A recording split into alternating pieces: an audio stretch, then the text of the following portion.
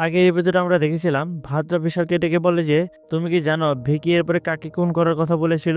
বিশাল বলে না তো। তবে ভাদ্রা বলে ডাক্তার অ্যাবেলকে ভিকি বারবারই কাইনের কথা বলেছিল। বাইবেল অনুযায়ী কাইন যাকে হত্যা করেছিল তার নাম ছিল অ্যাবেল। তার মানে এবার ডাক্তার অ্যাবেলের পালা দেখা যায়। ভিকিও তার দেয়ালে ডাক্তার অ্যাবেলের চিত্র এঁকে রেখেছে। আর এখানে আমাদের প্রথম এপিসোডটা শেষ হয়ে যায়। যারা যারা আমাদের প্রথম এপিসোডটা দেখেননি তারা অবশ্যই ডিসক্রিপশন চেক করবেন। দ্বিতীয় এপিসোডের শুরুতেই আমরা দেখি ভাদ্রা ও বিশাল সময় নষ্ট না করেই সাথে সাথে অ্যাবেলের বাড়িতে গিয়ে পৌঁছান। তারা অ্যাবেলকে অ্যাঞ্জেলের ব্যাপারে জিজ্ঞাসা করতেই সে কেমন যেন একটু ঘাবড়ে যায়। এরপর সে নিজেকে সামলে বলে, আমি জানতাম তোমরা এখানে এর জন্য এসেছো। তোমরা কি ডাক্তার সেলিম রহমানকে চিনতে? সে অনেক বড় মাপের একজন হার্ট সার্জন ছিল। এখন তার কাছে আসলে অর্গান ট্রেডিং করে টাকা উপার্জন করার কোনো প্রয়োজনই ছিল না। এই কথা শুনে বিশাল বলে, আমরা কখন বললাম সে অর্গান ট্রেড করে? আর আপনি বা কিভাবে জানলেন অ্যাঞ্জেলের অর্গান মিসিং? এসব কথা শুনে অ্যাবেল বুঝতে পারে সে অনেক বড় বোকামি করে ফেলেছে। বিশালরা পরের দিন তাকে থানায় আসতে বলে সেখান থেকে বের হয়ে যায়। তবে হঠাৎ করে ভাদ্রা মনে পড়ে সে অ্যাবেলের রুমে তার ফোন রেখে এসেছিল। তাই ভাদ্রা বিশালকে নিচে নামতে বলে উপরে গিয়ে ফোনটা নিয়ে আসে। ঠিক এর কিছুক্ষণ পরে উপর থেকে একটা গুলির শব্দ ভেসে আসে। তারা সকলে উপরে দৌড়ে গিয়ে দেখে অ্যাবেলকে কেউ শুট করে হত্যা করেছে। ভাদ্রা পাশে তাকাতে লক্ষ্য করে কালো পোশাক পরা কেউ একজন দৌড়ে পালাচ্ছে। ভাদ্রা বিশালকে বললে লোকটাকে বিশাল ধাওয়া করতে থাকে। তবে পুলিশের গুলি এড়িয়ে কিলার ঠিকই তার বাইক নিয়ে সেখান থেকে পালিয়ে যায়। এভাবে চোখের সামনে খুনিকে হারিয়ে ফেলায় বিশাল বেশ হতাশ হয়ে যায়। এদিকে ওই কিলার কিছু দূর গিয়ে তার মাস্ক খুললে দেখা যায় সে আর কেউ নয়, বরং ভাদ্রা মর্গে কাজ করা সেই কালী নামের এক নিম্ন শ্রেণীর স্টাফ। তবে সে কেন এমনটা করেছে এবং ভিকির সাথে তার কি সম্পর্ক সেটা আমরা একটু পরেই জানতে পারবো।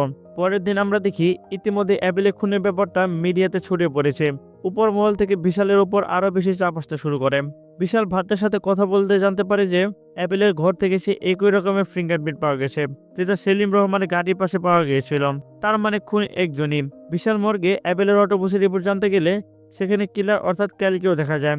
কালি বারবার ফোন বাজছিল দেখে বিশাল কয়েক মুহূর্তের জন্য তার দিকে তাকায়। তবে সে এই বিষয়টা পাত্তা না দিয়ে রিপোর্ট নিয়ে সেখান থেকে চলে আসে। এবার থানায় গিয়ে প্রথমে বিশাল তার সিনিয়রের কাছ থেকে ভিকিকে ইনভেস্টিগেশন করার পরামর্শ চায়, কারণ বিশালের মনে হচ্ছিল যে ভিকিকে কেউ বাইরে থেকে সাহায্য করছে।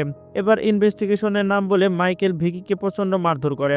তবে ভিকির কাছ থেকে তেমন কোনো তথ্য বের করা যায় না, শুধু সে বারবারই রামগুলিতে থাকা মানি নামের একটা লোকের নাম নিয়ে যাচ্ছিল। বিশালের মনে হয় যে এই মানি হয়তো কোনো না কোনোভাবে সবকিছুর সাথে জড়িত। তবে সমস্যা হচ্ছে মানি যে এলাকায় থাকে সেটা একটা ডেঞ্জারাস এরিয়া। সাধারণ মানুষ তো দূরে থাক, পুলিশরাও সেখানে যেতে ভয় পায়। তাই বিশালরা পরে দিন পরিচ্ছন্ন কর্মী সেজে এলাকায় প্রবেশ করে। প্রথমে তারা অনেক চালাকির সাথে বাজি ফাটিয়ে সবার মনোযোগ ডাইভার্ট করে।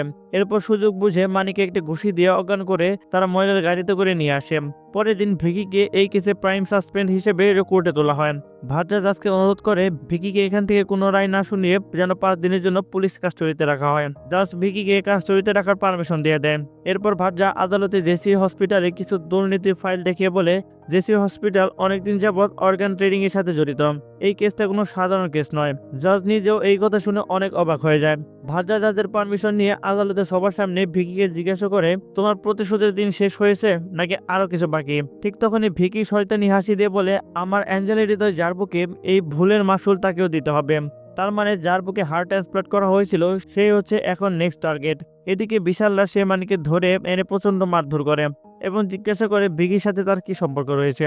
মানে প্রথমে কিছু বলতে না চাইলেও একটু বেশি উত্তম মধ্যম দিতেই সে সত্যটা বলতে শুরু করে। আর এখানেই 4 বছরের আগেকার সিন দেখানো হয়। এখানে আমরা দেখতে পারি অ্যাঞ্জেল প্রেগনেন্ট হওয়ার পর ভিকি আর সে তখন নতুন শহরে শিফট করেছে। ভিকি রাত দিন পরিশ্রম করত যাতে তার স্ত্রী সন্তানরা কোনো অসুবিধা না হয়। একদিন যখন অ্যাঞ্জেল চেক আপ শেষে ভিকির সাথে বাইকে করে বাড়ি ফিরছিল তখনই হঠাৎ মানি ও তার ছিনতাইকারী বন্ধু পিছন থেকে অ্যাঞ্জেলের গলার চেন টান দেয়, যার ফলে অ্যাঞ্জেল সাথে সাথে ছিটকে রাস্তায় পড়ে যায় এবং ভিকির বাইকও একটা গাড়ির সাথে অ্যাক্সিডেন্ট করে। এরপর ভিকি কোনো রকম অ্যাঞ্জেলের কাছে এসে তাকে জড়িয়ে ধরে হুঁশ ফেরানোর চেষ্টা করতে থাকে। এদিকে মানিরা একটা অটোর সাথে বাইক নিয়ে ধাক্কা খায়। ভিকি অ্যাঞ্জেলকে দেখে তাদের ধরার চেষ্টা করে। আর মানি সেখান থেকে পালিয়ে যেতে সক্ষম হলেও তার বন্ধু একটা গাড়ির নিচে পড়ে মারা যায়। এরপর ভিকি অ্যাঞ্জেলের কাছে ফিরে আসতেই দেখে ইতিমধ্যে অ্যাম্বুলেন্স করে নিয়ে যাওয়া হয়েছে। এরপর সিন বর্তমানে আসলে মানি বলে, আমার বন্ধুর মৃত্যুর কেসে ভিকি এখন জেলে সাজা ভোগ করছে, এর বেশি কিছু আমি জানি না। এসব কথা শোনার পর ভাদ্রা চলে যায় ভিকির সাথে দেখা করতে। সে তাকে জিজ্ঞাসা করে যে অ্যাঞ্জেল হার্ট চুরি হয়েছে সেটা আমরা আজকে জানতে পেরেছি, কিন্তু প্রশ্ন হচ্ছে তুমি জানলে কি করে? কে তোমাকে সাহায্য করেছিল? চার্চের ফাদার? তখন ভিকি কোনো কথা না বলে চোখ বড় বড় করে ভাদ্রার দিকে তাকায়। ভাদ্রা পূর্বে সবকিছু আরেকবার ভালো করে চিন্তা ভাবনা করে বলে ভিকি শুরু থেকে জেলে ছিল। আবার এবেলকে যখন খুন করা হয়েছে তখন ফাদার আইসিইউতে ছিল, যার ফলে তারা যে খুন করেনি এটা কনফার্ম, খুনি হয়তো আমাদের মাঝে রয়েছে। ভাদ্রার এই কথাগুলো বলার সাথে সাথে আমরা কালীকে দেখি।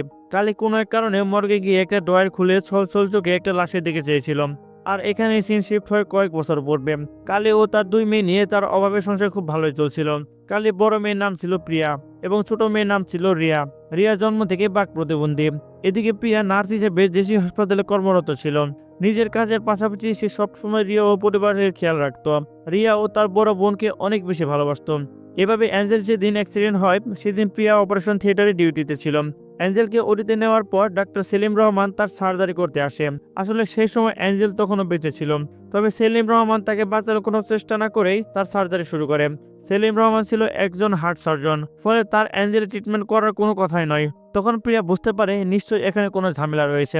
তাই সেলিম রহমান প্রথমে অ্যাঞ্জেলের পেট কেটে তার বাচ্চাকে বের করে আনে। দুর্ভাগ্যজনক কারণে অ্যাঞ্জেলের বাচ্চা অ্যাক্সিডেন্টে আঘাত পাওয়ার কারণে পেটে মারা গিয়েছিল। এরপর সেলিম তাকে আদেশ দেয় যে এই বাচ্চাকে ডাস্টবিনে ফেলে দিতে। ডাস্টবিনে ফেলতে যাবে তখন একটা মিরাক্কেল ঘটনা ঘটে যায়। সে দেখতে পায় বাচ্চাটা ইতিমধ্যে কান্না করে উঠেছে, তার মানে বাচ্চাটা এখনো জীবিত।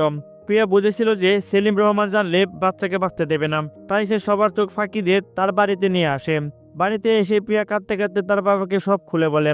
প্রিয়ার বাবা কালী কি সবকিছু শুনে কি করবে বুঝতে না পেরে বাচ্চাটিকে চার্জের ফাদারের কাছে রেখে যায় এবং ফাদারকে সবকিছু খুলে বলেন।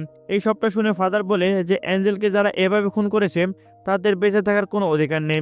তবে এত বড় একজন ডাক্তার বিরুদ্ধে তারা কি করতে পারবে সেটা তারা বুঝে উঠতে পারছিল না। এইসব কথাবার্তা শেষে সিন আবারও বর্তমানে চলে আসে। কালী সেই লাশটার সামনে বসে সে সবকিছু ভাবছিল। এদিকে ভাদ্রা যখন তার মেয়েকে ঘুম পাড়াচ্ছিল তখন তার কাছে বিশাল কল করে। সে জানায় ফাদার ইতিমধ্যে মারা গেছে। এই কথা শুনে ভাদ্রা কেমন যেন চমকে ওঠেন, কেননা এই কেসে তারা যেন কোনো কুল কিনারে পাচ্ছিল না। বিশাল ভাদ্রাকে বলে সেলিম রহমানের বাবা অলি রহমানকে জিজ্ঞাসা করলে হয়তো সব সত্য চলে আসবে, তবে তার মতন একজন বড় মাপের মানুষকে জিজ্ঞাসাবাদ করা সম্ভব নয়।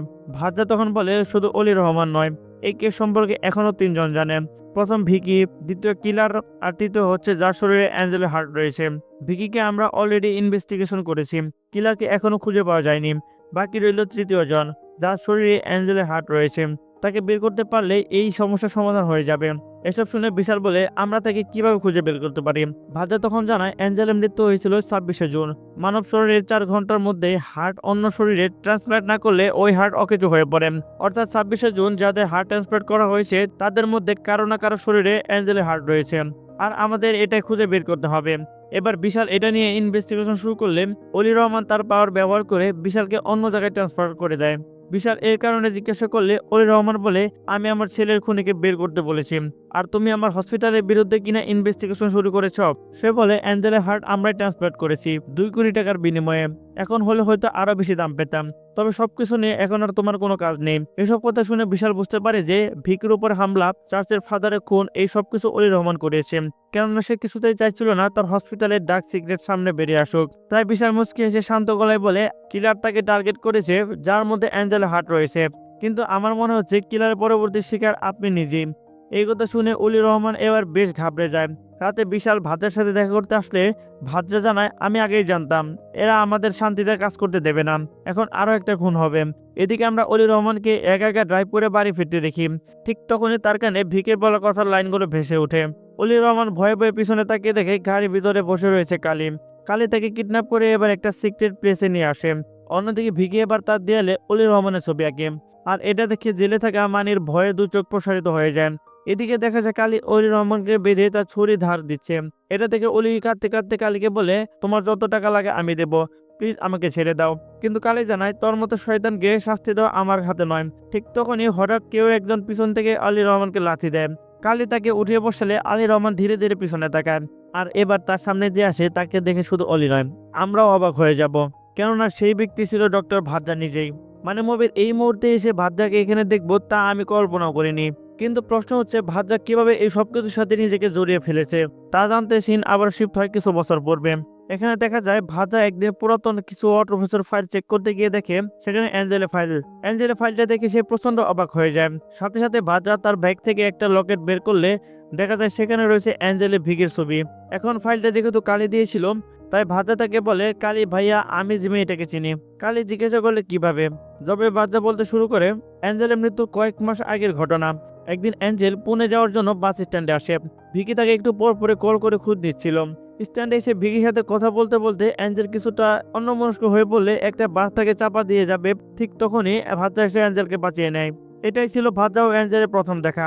অ্যাঞ্জেল টিকিট কেটে বাসে উঠে ভাজ্জা তার পাশের সিটে দেখে বেশ খুশি হয়। প্রথমে ভাজ্জা অ্যাঞ্জেলের সাথে খুব একটা কথা না বললেও তার এমন সহজ আচরণ আর মিশুক স্বভাব দেখে ভাজ্জা তার সাথে আড্ডা দিতে শুরু করে। এভাবে পুরো বাস তারা আড্ডা দিয়ে কাটায়। যাবার সময় অ্যাঞ্জেল ভাজ্জাকে একটা লকেট দেখিয়ে বলে, এটা ভিকি তাকে তার জন্মদিনে উপহার দিয়েছিল। ভাজ্জা লকেটের এক পাশে খালি রাখার কারণ জিজ্ঞাসা করলে অ্যাঞ্জেল বলে এখানে তার বাচ্চার ছবি রাখতে চায়। তখনই অ্যাঞ্জেল স্টেশনে আসলে সে তাড়াহুড়ো করে নেমে যায়। এরপর ভাজ্জা কিছুক্ষণ পর লক্ষ্য করে যে অ্যাঞ্জেল ভুল করে তার লকেটটা ফেলে গেছে। এভাবেই সে পরিচিত ছিল অ্যাঞ্জেলের সাথে। সিন বর্তমানে আসলে কালী ভাজ্জাকে অ্যাঞ্জেলের মৃত্যু হতে শুরু করে সব ঘটনা খুলে বলেন। সবটা শুনে ভাজ্জা অ্যাঞ্জেলকে ন্যায় বিচার পাইয়ে দেওয়ার সিদ্ধান্ত নেয়। তবে এভিডেন্স ছাড়া তারা কিছুই করতে পারবে না এমন পাওয়ারফুল মানুষদের সাথে।